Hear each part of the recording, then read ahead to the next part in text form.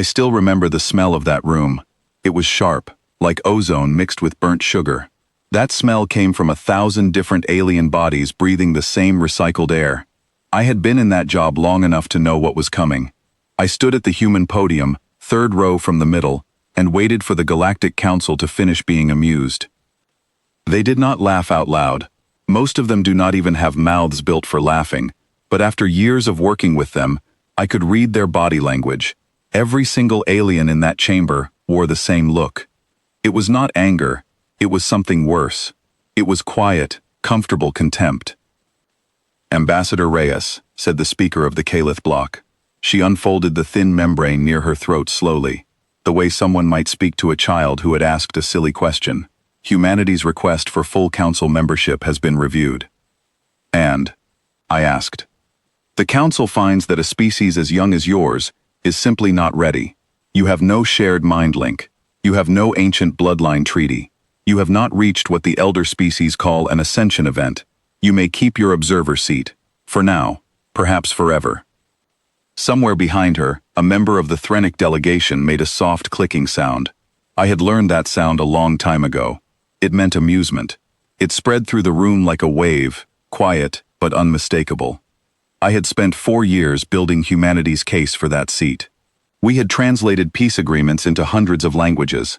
We had sent doctors to alien worlds during outbreaks nobody else wanted to touch. We had built trade routes through empty, dangerous space that other species were too afraid to fly through. All of that, and it still meant less to them than the fact that we did not have psychic powers. "May I ask what humanity needs to do to earn that seat?" I said. The speaker's membrane rippled again. It was the alien version of a shrug. "Grow up. Come back in a few centuries." I looked around that enormous room. 41 different species sat there. Some of them had been flying between stars long before humans had learned how to build a proper fire. And yet, without realizing it, every single one of them depended on humans for something. They had simply stopped noticing it, the way people stop noticing the sound of their own heartbeat. "I understand," I said calmly. "Then humanity withdraws its request, and starting today, we are also withdrawing our observer delegation."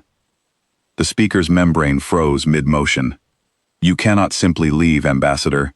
Observer status is required for any species under Council watch."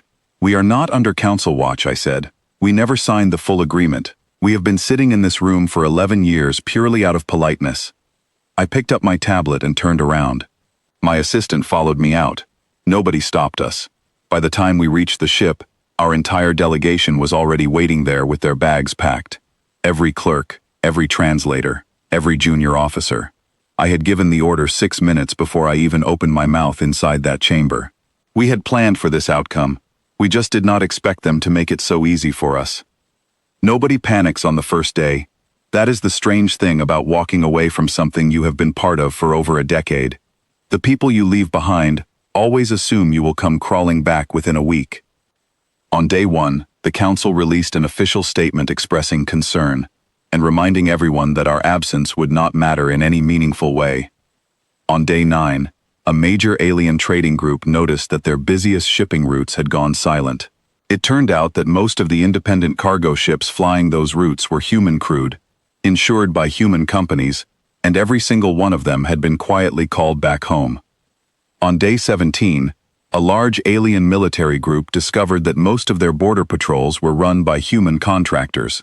These contracts had one small clause that nobody on their side had bothered to read closely.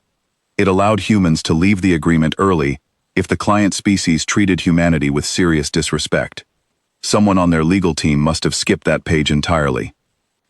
On day 26, several different species realized, almost at the same time, that the medicine keeping a dangerous illness under control across many worlds was made in exactly one place in the galaxy. That place was a small human colony. The process used to make it had never been shared with anyone else, mostly because nobody had ever bothered to ask how it worked. They had simply assumed the medicine would always be there. We did not cut anyone off on purpose. That part matters. We did not threaten anyone. We did not celebrate quietly behind closed doors either. We simply let every agreement run its natural course and did not renew it. Each contract ended exactly the way it was supposed to end, because the other side had already told us, clearly and publicly, that we were not considered equal partners. You cannot really expect someone to keep helping guard your home after telling them they are too young to matter.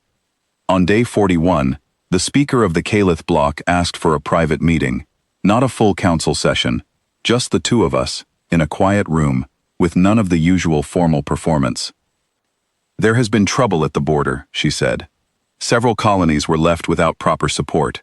The local fleet held steady for a while, but the gaps left by the missing human contractors made everything harder. I read the reports, I said. You could have stopped that from happening.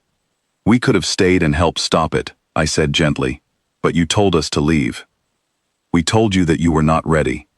You told us we were not equal, I said. Those are two very different sentences, even if they lead to the same result. Humanity never said we deserved a seat because we are the strongest species out there. We asked because 11 years of steady, unglamorous work should count for something. We delivered medicine nobody else wanted to deliver. We flew cargo through routes nobody else wanted to risk. We kept quiet promises for over a decade. You had a chance to say yes because of that. Instead, you laughed. She stayed silent for a long moment. Whatever her species does, instead of flinching, she did exactly that. What would bring you back? She finally asked. A real seat, I said. A full vote.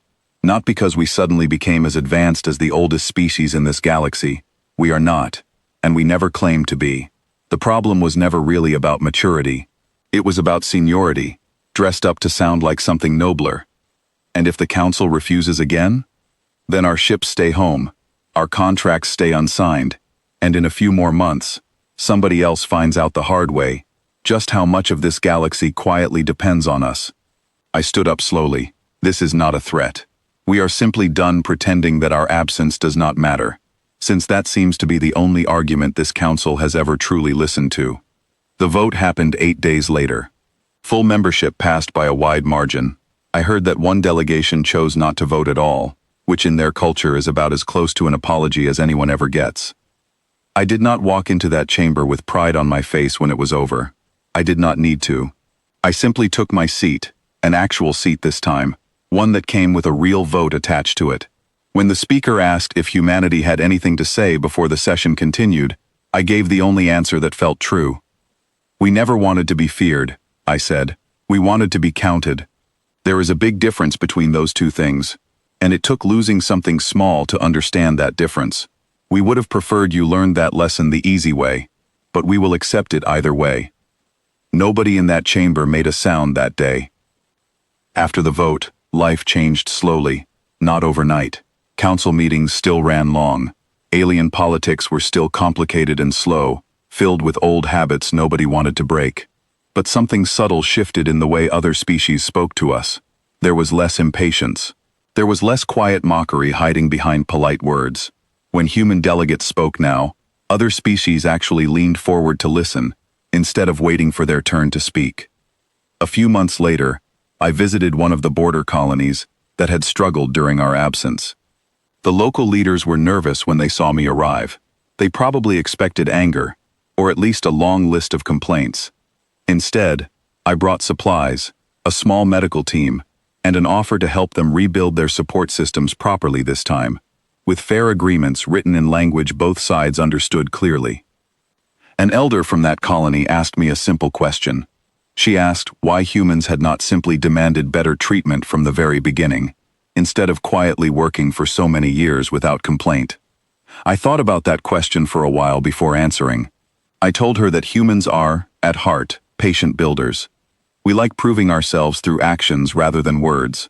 But patience has limits, and respect should never depend on how long someone waits quietly in a corner. Sometimes, the only way to be truly seen is to step back and let others notice the empty space you leave behind. She nodded slowly, the way someone does when they finally understand something that used to feel confusing. Word of what happened spread far beyond the council chamber. Smaller species, ones who had never even bothered submitting a formal application before, began reaching out to humanity directly. They did not want military protection or grand promises.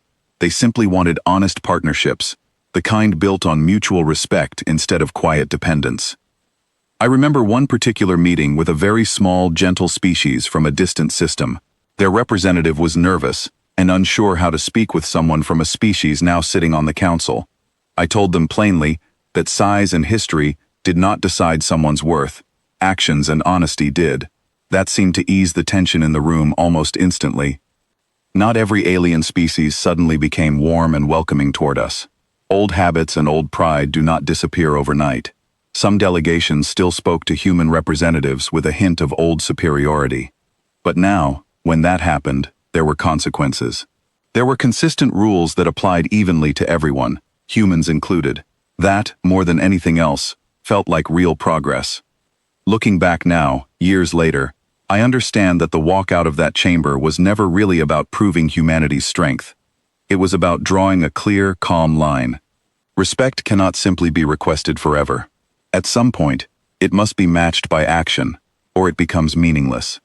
Humanity did not become powerful because we threatened anyone. We became respected because we showed, quietly and clearly, exactly what our absence would cost. Sometimes, silence speaks louder than any argument ever could. I still keep a small, worn image from that first meeting in my office. It shows the council chamber, mostly empty, taken just after our delegation walked out that day. Every time a new ambassador visits my office nervously, unsure how to speak to a council member, I show them that image and tell them the whole story from beginning to end. I tell them that being underestimated is not always something to fear.